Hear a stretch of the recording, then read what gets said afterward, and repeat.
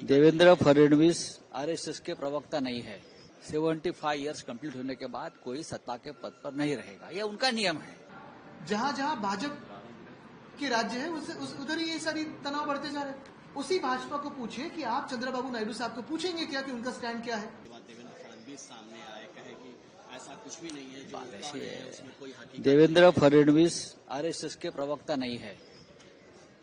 देवेंद्र फडणवीस नागपुर में रहते हैं, मुख्यमंत्री है, लेकिन ये बात जो है ये देश की बात है, ये महाराष्ट्र की बात नहीं है। 10 साल बाद प्रधानमंत्री जो कभी संघ के प्रचारक रहे हैं, संघ कार्यालय में काम करते थे, वो 10 साल बाद जाते हैं, प्रधानमंत्री बनने के बाद पहली बार जाते हैं, उनको बुलाया जाता है, तो उसका कुछ ना कुछ तो एक महत्वपूर्ण काम होगा ना।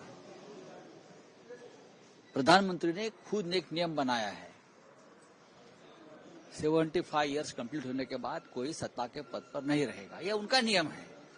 यही नियम अडवाणी साहब को हुआ, लागू हुआ, यही मुरली मनोहर जोशी को हुआ, थावर सिंह गहलोत को हुआ, बहुत लोगों को हुआ। तो आपने ही बनाया हुआ नियम है, प्रधानमंत्री को खुद फॉलो करना पड़ेगा। इस बारे में डेफिनेटली बात हुई है संघ मुख्यालय में, मैं आपको बताता हूं। दूसरी बात है कि अब तक भारतीय जनता पार्टी का राष्ट्रीय अध्यक्ष नहीं चुना गया है, टेन्योर खत्म हुआ है नड्डा जी का, उस बारे में बात हुई है।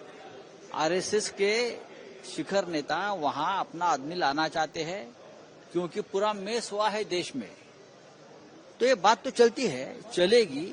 मोदी जी को जो नियम बना है वो अपने लिए भी फॉलो करना पड़ेगा।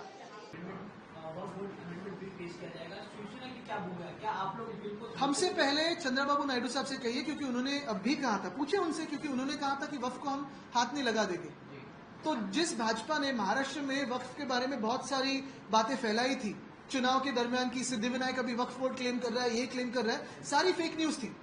उसी भाजपा को पूछिए कि आप चंद्रबाबू नायडू साहब को पूछेंगे क्या कि उनका स्टैंड क्या है। नीतीश कुमार जी को पूछेंगे क्या क्या उनका स्टैंड क्या है। पहले उनका स्टैंड आने दीजिए, हम अपना स्टैंड बता देंगे। हर एक राज्य में अपने अपने धर्म की परिभाषा अपने राज्य के हिसाब से होती है, अपने संस्कार, अपने प्रथाओं से होती है। महाराष्ट्र में बहुत सारे ऐसे भी लोग हैं, जैसे हमारे परिवार में हमारी अष्टमी को जो प्रसाद चढ़ता है उसमें प्रॉन्स होता है, फिश होता है, मटन होता है, ऐसे बहुत सारे लोग हैं। तो आपके संस्कार हम पे ना ला दे, आपका हिंदुत्व हमारे हिंदुत्व पे ना ला दे, यही हमारी बात है।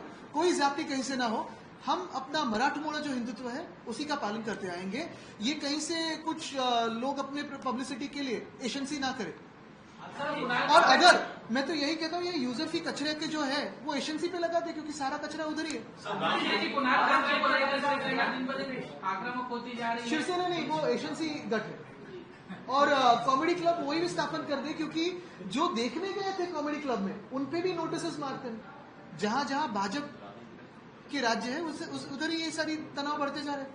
मैं फिर एक बार आपका लक्ष्य लाना चाहता हूं यूजर फी पे, क्योंकि ये यूजर फी आप और हम सब भरने वाले हैं, छोटे घरों से लेके छोटे व्यवसाय तक सब भरने वाले हैं, और इसका विरोध हम करेंगे क्योंकि ये ज्यादती है। धन्यवाद।